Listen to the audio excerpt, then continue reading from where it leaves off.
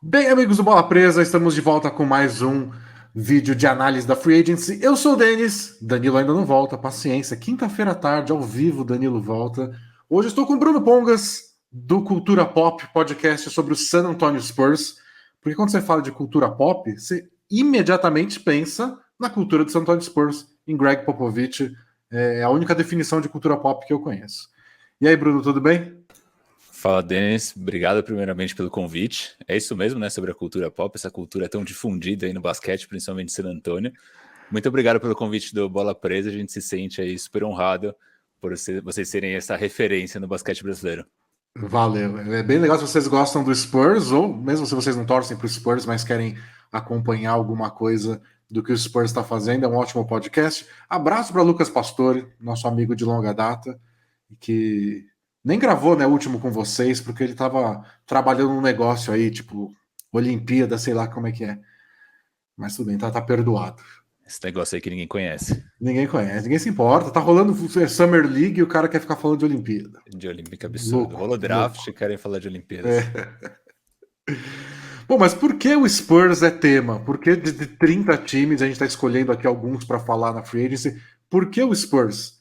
E eu achei que o Spurs foi protagonista de um jeito meio esquisito, protagonista por perder jogadores, pela saída de caras que eram o rosto do Spurs, o Patty Mills, o cara que estava no time há mais tempo, e DeMar DeRozan, que virou o principal jogador do time desde a troca do Kawhi Leonard. Os dois foram embora, o Rudy Gay foi embora, a gente está até comentando antes de começar a gravar, Gorg Jang foi embora, Trey Lyles foi embora, até muita gente para fora. E chegou o Zach Collins e o Doug McDermott, foram as duas contratações importantes aí do Spurs.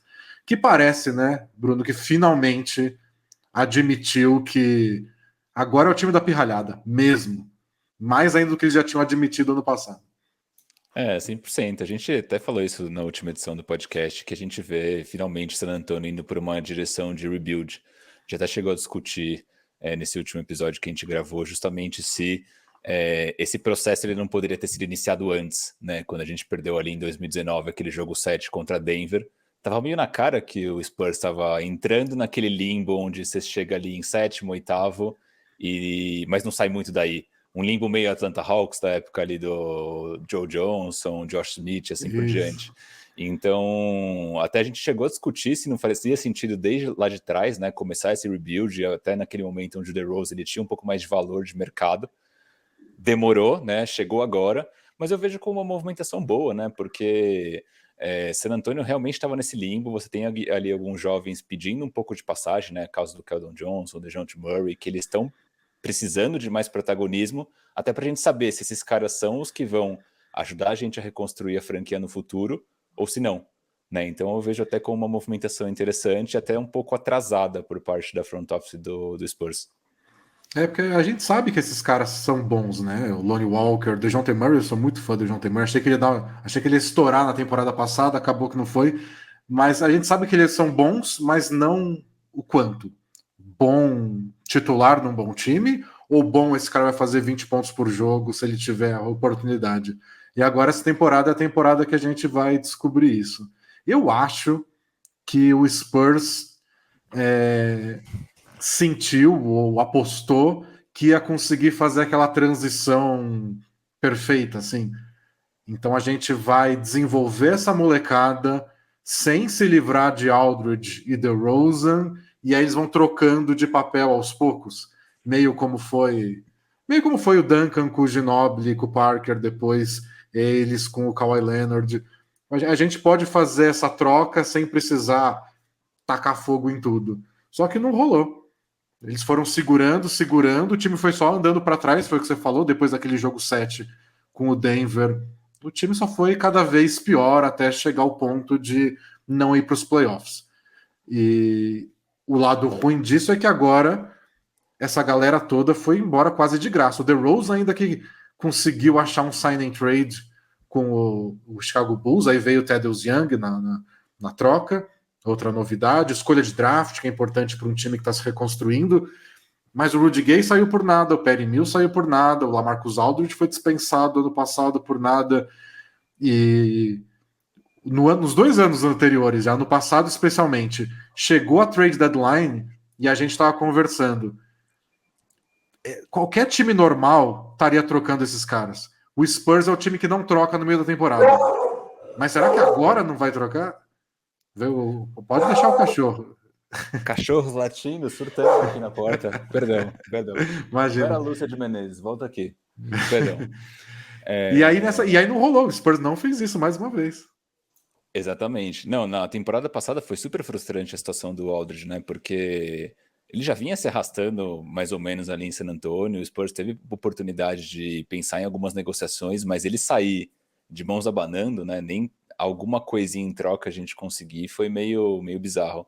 E a gente viu isso se repetindo de certa forma, né? Eu acho até que foi deixar Perry Mills ir, deixar Rudy Gay ir. Eu vejo até como movimentos interessantes, porque eram dois jogadores que eles têm mercado ainda, eles podem ser úteis em times, em contenders. E em San Antonio eles iam ali jogar 20, 25 minutos por jogo, iam roubar tempo de desenvolvimento desses jovens.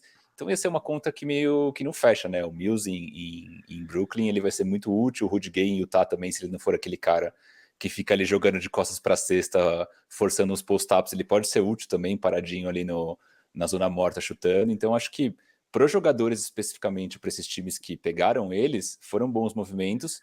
Para San Antonio também, né? Por motivo de desenvolvimento dos jovens. Mas não conseguir nada nessas negociações, eu acho que San Antonio às vezes falta um pouco de agressividade, né? San Antonio às vezes é meio devagar na hora de pisar nesse acelerador e ser mais agressivo mesmo, explorando esses cenários, né? Eu acho que o segredo é isso que você falou, eles têm mercado mesmo. O Perry Mills vai ajudar muito o Brooklyn Nets, porque você pensa, o Joe Harris ficou gelado nos playoffs, lá de repente o Joe Harris esqueceu como remessa de três. E o Steve Nash mantinha ele em quadra, do tipo, não, a gente confia em você, você é nosso arremessador. Se fosse o Perry Mills lá, ele podia falar, Joe Harris, senta um pouco aí, reflete, pensa na sua vida, pensa por que você esqueceu como arremessa. Enquanto isso, o Perry Mills está aí metendo bola de três. Você tem duas opções perigosíssimas. O que eu penso é, ano passado, o Nets também estaria interessado no Perry Mills. E talvez pudesse mandar alguma coisa, nem que seja tipo escolha protegida de segunda rodada, que é a coisa mais irrelevante que você pode mandar numa troca, mas De é melhor que zero. 2035. É, Não, eu concordo super. Eu acho que o Mills, além de tudo, né, ele tem ainda duas coisas que eu acho interessantes, né? Ele é um cara que ele já se provou em momentos decisivos que ele pode ser útil, né? No título de 2014, por exemplo. E acho que um outro ponto interessante do Mills é que ele é um ótimo arremessador, mas ao mesmo tempo acho que ele traz outras qualidades para a quadra. O Mills, por exemplo, ele é um defensor bastante honesto para a altura dele, que é algo que pouca gente fala. Né? Então acho que o Mills, além de só arremesso, ele vai poder somar muitas coisas para esse Nets. E eu concordo contigo. Acho que era um jogador já que vinha tomando tempo, né, de jovens, que a gente sabia que eventualmente não ia fazer sentido continuar com ele, então explorar esses cenários com ele no passado, o Rudy Gay, mesma coisa, né, o Rudy Gay a gente poderia ter tentado explorar alguns cenários de troca com ele, porque a gente tinha ali o Lucas Samanit, que quando veio da G-League, tendo feito uma temporada super boa lá, ele fez uns jogos muito bons em San Antonio, inclusive um jogo contra o New York Knicks, que ele parou o Julius Randle, basicamente, e depois, com o Rudy Gay voltando de lesão, ele basicamente não teve chance. Né? Então, também o Rudy Gay era um caso onde a gente poderia ter explorado o cenário de troca. Então, não dá para entender muito bem essas movimentações de San Antonio. Até a gente que torce, que acompanha de perto, a gente não consegue entender muito bem. Muito também porque pouca coisa vaza de San Antonio. Né? Você não vê muitos leaks ali vindo de San Antonio sobre rumores de troca, ou rumor de qualquer coisa, né? Insatisfação de jogador. Então, é muito difícil a gente ficar meio às cegas às vezes, sabe? imagino que deve ser um dos times mais difíceis de cobrir assim de longe. Imagino que de perto também, mas você acaba ficando meio refém de o que está acontecendo em quadra. Vocês analisam o que está acontecendo em quadra. Aí quando acontece tipo do Samanit que você falou, do cara não entra quase em quadra, você fica, putz, não tem um fofoqueiro lá dentro para me dizer que o Popovich acha que falta nele para ele jogar. E aí fica pior quando ele entra e joga bem. Agora que eu não entendo porque esse cara não joga. Exato. E não sei se vai jogar ainda, né? A gente não sabe se tem muito. Com a chegada do Zach Collins, do McDermott, não sei se vai Exatamente. sobrar. Até o próprio Tadeusz Young, né, que a gente não sabe também se fica, porque eu estava até lendo agora há pouco que a sign and trade do DeRozan ainda não foi 100% oficializada, né? Então teria a possibilidade, eventualmente, de se envolver, de repente, numa troca com o terceiro time, para adicionar algum outro jogador e mandar o Tadeusz Young para fora, né? Falaram do Phoenix Suns, por exemplo. Então a gente ainda não sabe muito bem se nem o Young vai jogar, mas se ele jogar, é mais um jogador que toma espaço do Samanit, por exemplo, né? Então, o que acontece muito também, né, em relação a isso, é que a gente fica pescando uma informação aqui, uma informação ali, e a gente acaba formando meio que uma opinião com base em alguma coisa, né? No caso do Samanit, teve uma época que o Pop deu algumas declarações falando que faltava X coisa nele. Aí você começa a pensar uma coisa aqui, uma coisa ali, e você fala, pô, o Pop não gosta do Samanit, por isso ele não joga. Mas é tudo suposição, né? Não tem nada muito oficial. É um time muito difícil de interpretar. O Tadeusz Young, eu acho que ele poderia ajudar, mas seria uma coisa tipo o DeMar DeRozan, porque na temporada passada a gente discutiu isso até no Bola Presa uma vez. O DeRozan, ao mesmo tempo, tirava minutos e protagonismo de jogadores jovens importantes, mas por outro ele fazia o ataque acontecer. E é importante às vezes para um jovem jogador ter um cara que cria jogada, ter jogadores bons do lado dele. Tipo, pensa no caso, sei lá, se você é um arremessador, não que o Spurs tenha arremessadores dos fantásticos, mas você é um bom arremessador e você está tendo minutos em quadra, você precisa de alguém que te encontre para você dar seus arremessos.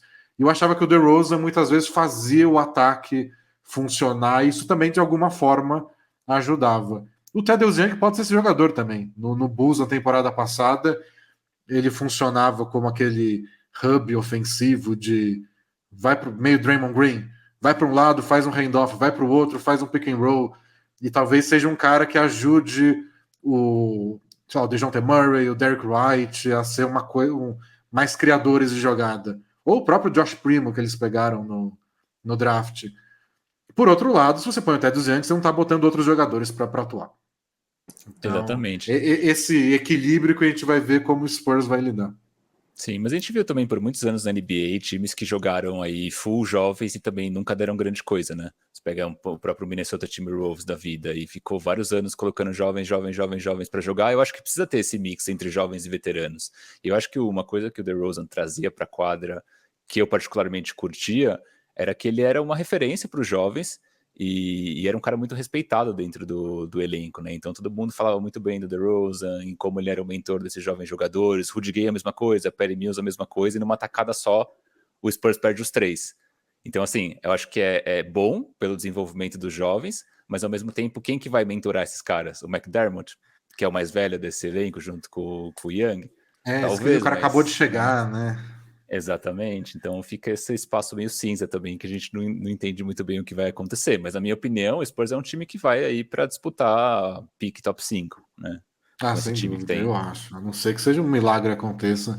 Eu tinha até lido, assim, especulação, de novo, não era notícia porque não vaza nada, mas gente especulando se o Spurs não ia dar uma grana muito acima do valor de mercado, vamos dizer assim, do Patty Mills, para ele ser o elo das gerações passadas com essa.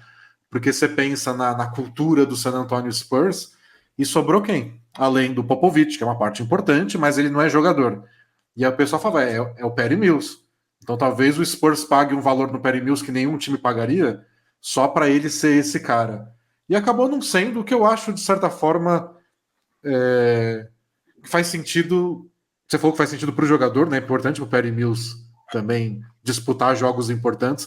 Talvez tenha sido até um carinho do Spurs, sabe? Tipo, essa temporada vai ser dura pra gente, Patty Mills. Vai lá jogar com o Kevin Durant. Você não precisa passar por isso com a gente, não. Deixa quieto. Exatamente. E a gente também nunca sabe a vontade do próprio jogador, né? Porque a gente vê o Patty Mills como esse cara que tá super ali imerso na cultura de San Antonio, mas, pô, o cara tem ali o sangue da competição, né? Então, pro cara jogar aí uma temporada num time que não tem ambição nenhuma, é óbvio que ele vai querer estar num lugar onde ele vai ter muito mais chances, né? Acho que isso é natural de qualquer jogador nesse nível profissional, que é um competidor nato. E às vezes ele não quer falar, né? Às vezes ele não quer pedir uma troca, porque, tipo, ele tem uma boa relação, ele é agradecido por tudo que o Spurs fez, mas ele tá pensando, tipo, nossa, jogar no Nets deve ser legal, né? É isso, é isso. Espaço do James Harden brotam na sua mão, assim, ninguém tá te marcando porque tá todo mundo louco com o Kevin Durant. Deve ser uma experiência meio E a divertida gente pros jogadores. E a gente viu um cenário do Mills em San Antonio, onde ele tinha até muitas vezes que funcionar como um criador de arremessos, que não é muito a dele, né? O Mills é aquele cara que ele vai aproveitar ali um corta-luz e vai meter um pull-up tree, ou ele vai pegar uma bola paradinha e vai chutar. Em San Antonio ele estava sendo obrigado a criar o próprio arremesso, né? O que não é muito a dele. E em Brooklyn, muito possivelmente as bolas vão brotar na mão dele, que é pegar e arremessar, né? Então isso acaba, para ele vai ser maravilhoso. E esse acho que vai ser um desafio para os torcedores do Spurs, que ficaram acostumados por 20 anos a ver um time muito bem treinado e arrumado, com estilos diferentes ao longo desses 20 anos, mas sempre bons. Porque nessa temporada acho que a gente vai ter que ver isso, né? Que, igual você falou do Perry Mills, dele fazendo coisas que não é o forte dele, porque é assim que a gente vai descobrir quem dessa molecada vinga ou não. Você tá dando mais protagonismo pro Lonnie Walker, pro DeJounte Murray. A gente vai descobrir no que eles são bons, no que eles são ruins, com mais. Tendo que fazer tudo que o DeRozan fazia, por exemplo. Então vai ser uma temporada estranha de ver. Gente, esse cara não é bom fazendo isso, não. Mas temos que testar. Sim. E acho que é o momento também, né? O próprio DeJounte já tá há bastante tempo em San Antonio. Parece que não, mas ele tá indo aí, se não me engano, pra quinta temporada. O Looney também já tá há algum tempo. Então acho que tá na hora de soltar a corda desses caras e ver até onde ela vai. Né? Pode ser que não dê em nada, grandes chances, inclusive, de não dar em nada, mas se der, acho que é um salto que esses caras deem todos juntos, pode ser que leve o time para um novo patamar.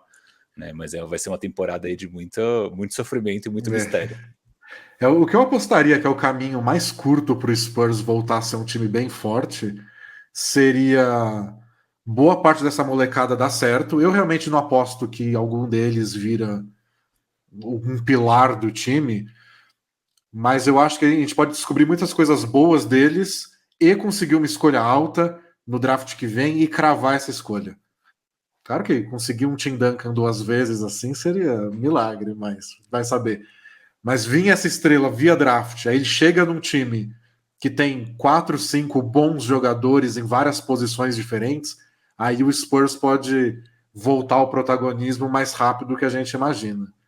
Porque o Spurs tem Exato, vários bons jogadores. Falta um exato. ótimo.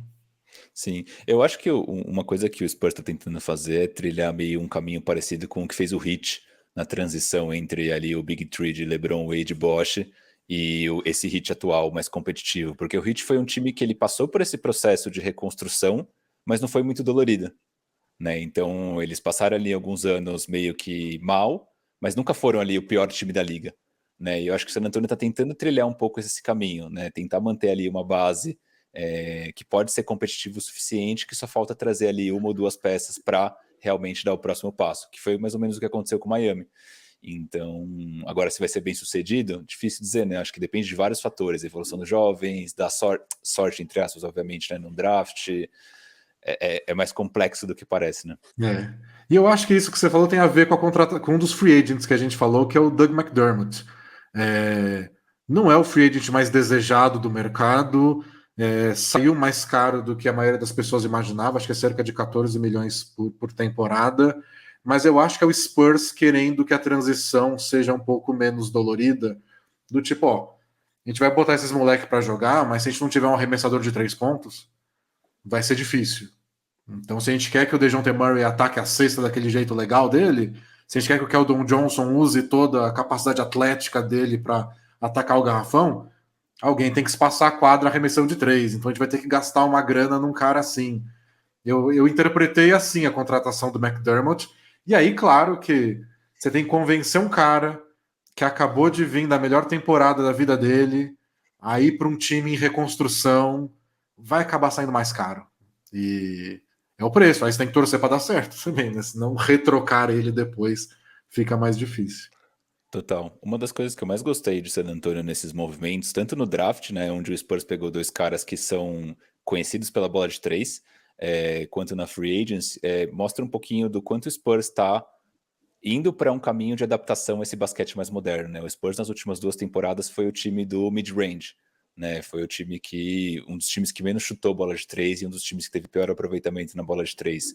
Então ver o Spurs indo atrás de McDermott, por mais que tenha sido um pouco overpaid, o próprio Zach Collins, que é um cara que minimamente vai conseguir espaçar a quadra, Josh Primo, Joe Wieskamp, o próprio Jock Landale, que é o pivô australiano que o San Antonio contratou, que também espaça a quadra, eu acho que diz muito o quanto talvez a mentalidade do Pop esteja mudando em relação ao basquete, né? Trazendo peças que possam realmente agregar algo que esse time não tinha, né? Então isso eu vejo como uma movimentação interessante, apesar dos valores serem aí discutíveis, né? Mas eu acho que não tem muito jeito. Pro Spurs, o Spurs já não tem esse histórico de atrair free agents, né? Tirando, acho que o LaMarcus Aldridge não foi assim que eles montaram os grandes times. E se você quer trazer alguém, às vezes você tem que pagar um pouco mais do que vale. E se bem que às vezes é sempre difícil de analisar para a gente aqui de fora também, porque nem sempre vaza a concorrência, né? Quem Também. mais estava atrás do McDermott? Se não fosse o Exato. McDermott, quem ia sobrar para o Spurs? Às vezes tem umas coisas aí nos bastidores que a gente só não fica sabendo e acaba justificando o valor um pouco mais alto. Do Zach Collins eu gostei muito. Eu era muito fã dele no Blazers quando ele começou. É que é muita lesão, aí preocupa. Mas o Blazers apostava muito nele.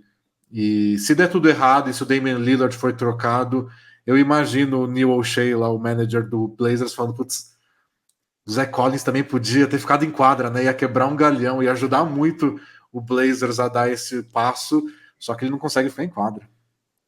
Essa é a preocupação. De qualquer forma, eu acho que é um contrato de 3 anos, né? É um contrato relativamente longo, mas ao mesmo tempo não é um contrato absurdamente caro, né? Se ele conseguir minimamente se manter saudável, acho que esse é o desafio principal. Eu acho que pode ser um baita steal aí do San Antonio, porque é um jogador útil, muito querido pela torcida de Portland, né? Eu acho que isso é um sinal muito bom de que se um jogador ele é útil ou não, né? Quando você vai ali no Twitter e vê a galera dando graças a Deus que o cara foi embora, geralmente é, puta, lá vem essa bomba pra cá. Mas com o Zach Collins acontece o inverso, né? Acho que todo mundo, eu acho que não vi quase ninguém, além das lesões, falaria um ponto negativo dele. Então acho que é um cara que ele pode somar muito de fato, e se conseguir se manter saudável, acho que é um contrato bem, bem em conta. Não, ele começou muito bem e ele é bem. É o que você falou, ele espaça a quadra, ele sabe arremessar, embora não seja ou forte, bem atlético, aí você pode enfiar na posição 4 ou na 5. O pick and roll que eles que imaginavam que ele ia fazer com o Lillard era sempre perigoso, porque ele podia ser o cara que recebe a bola para distribuir, coisa que o Nurkic tinha dificuldade para fazer.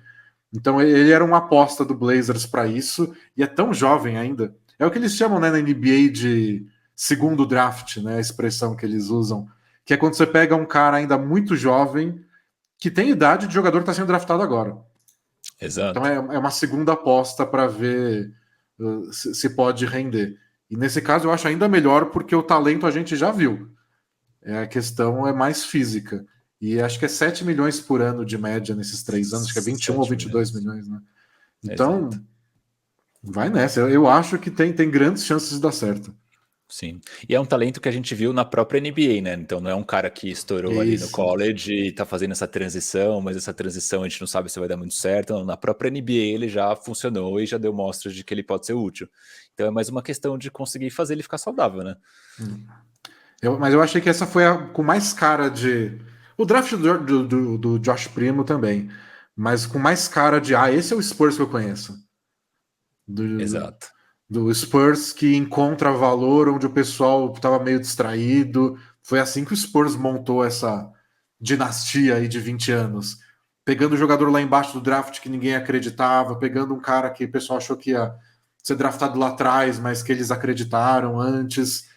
Caras baratos na free agency que eles vão lá e dão um segundo gás na carreira, como foi, por exemplo, com o Rudy Gay agora, antes com o Boris Joel, com o Danny Green, que foi dispensado do Cavs quando não era ninguém. O Spurs foi lá, pegou, trabalhou e virou peça importante no título. E aí com o Zach Collins, eu falei, esse é o Spurs.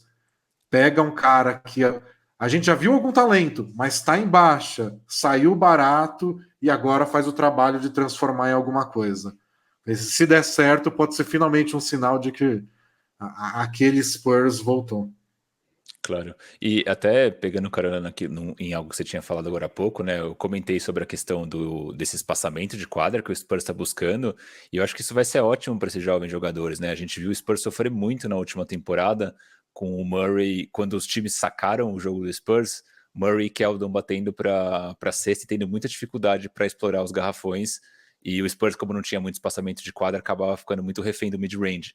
Então, você cercar ali Keldon e Murray com chutadores, né, chutadores de qualidade, Isso vai permitir muito que eles consigam arrancar cestas ali no garrafão com mais facilidade, né? Então isso eu acho que vai ser uma das melhores coisas de assistir aí na próxima temporada.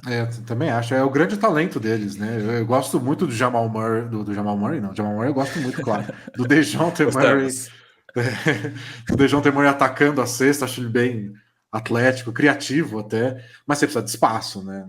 Não, Exato. não há jogador no mundo, nem o Antetokounmpo consegue pontuar direito quando a galera fecha o garrafão e aí o Bucks faz o quê? Enfia um monte de arremessador em volta dele. Não tem muito segredo. É claro que tem ajustes táticos bem mais complexos que isso.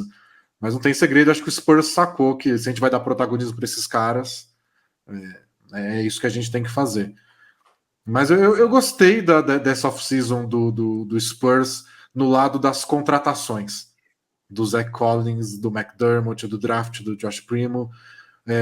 Para mim, o lado negativo são as saídas, mas não por agora. Perder o Rudy Gay e o Patty Mills não é ruim agora. É ruim se a gente lembrar que podia ter sido trocado a uma temporada ou a meia temporada na deadline. Então a crítica é uma coisa que passada, é o que já foi. Para essa off-season, não. É o que tinha que fazer mesmo. Renovar com ele só não fazia sentido.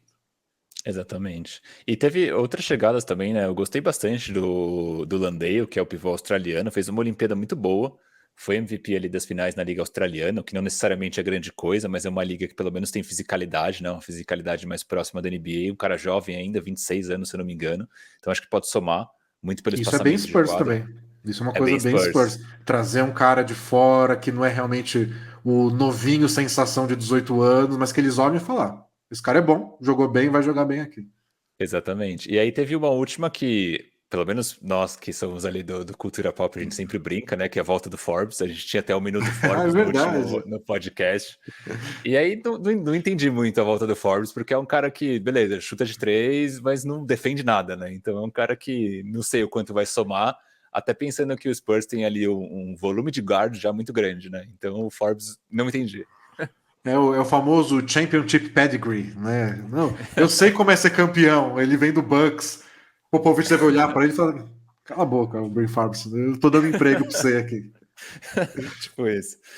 Mas faz parte também, faz Ah, parte. mas pelo menos alguém que a torcida conhece, vai só pro elenco não ficar todo de gente nova. Um cara Exato. um Pô, mas aí pouquinho mais da velha guarda, vai. traziam o Danny Green de volta, pelo menos. Ia ser mais aceitável, vai. O Danny Green saiu mó caro. Quando eu vi que o Quanto Danny foi Green o Green? Não saiu lembro agora. 20 milhões por 2 temporadas para ficar no Sixers. Falei, nossa, É, 10 milhões por ano pro Danny Green? é, Eu entendo, o Sixers tá lá, tipo, vamos gastar que a gente tá perto. Mas eu esperava que ia ser por menos. o contrato do Forbes não saiu ainda, pelo menos. Então essa frustração ainda não veio. Mas quando sair, vamos É uma ver. coisa de cada vez. Exato, exato. Bom, mas é isso. Essa foi a free agency do San Antonio Spurs. Vamos ver. O que eu tava pensando é o quanto a gente vai falar do Spurs no Bola Presa essa temporada. Porque tá com cara de ser aquele time que a gente olha um pouco e fala, entendemos o plano deles. No draft a gente conversa mais uma vez. Vamos ver se o Spurs surpreende Exatamente. a gente de alguma forma.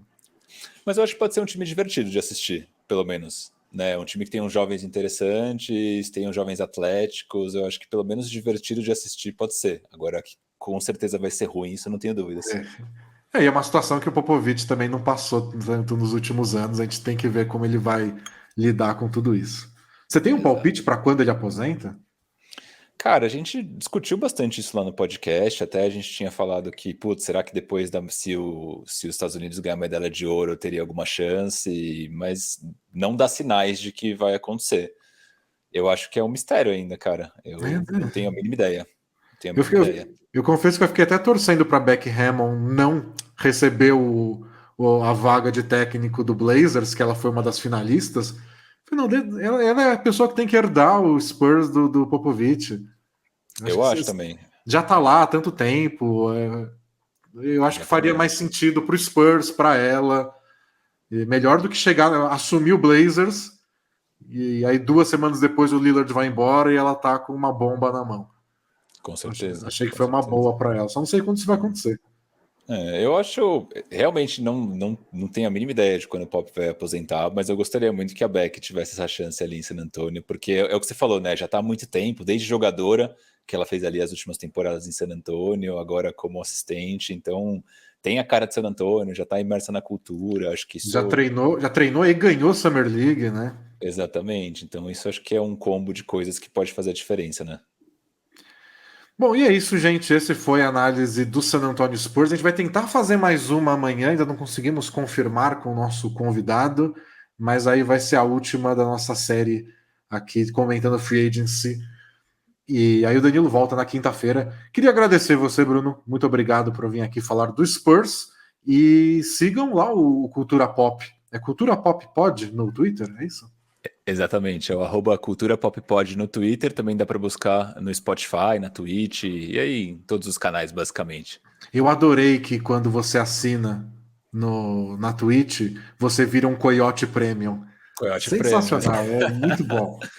Muito bom, cara, boa, boa. Uma das coisas que eu mais gosto do San Antonio Spurs é o Coyote, então tem que valorizar. É um Então, dos melhores mascotes, gostamos. se vocês gostam do Spurs, então vai lá, assiste, acompanha o Cultura Pop e vire um Coyote Premium. Boa. A gente precisa criar um pro Bola Presa agora. A gente chama de assinante. Quem assina o Bola Presa é um assinante de Bola Presa. Tem que pensar, cara. Vou Vamos pensar trabalhar isso aí. alguma Isso coisa. foi coisa. Eu não lembro se foi brilhantemente de Lucas Pastore ou se não, mas poderia ser. Ele tem a cara coisas, dele. vale falar com ele. Vale falar Tem com a ele. cara dele. Mas, Então cara, é isso. obrigado aí pelo convite. Obrigado a você, Denis, também ao Danilo. A gente está muito contente e lisonjeado de poder fazer parte aí de uma edição do Bola Presa. Boa, faremos mais vezes no futuro. Então, obrigado, valeu, Bruno. Até mais. E Valeu! tchau, tchau!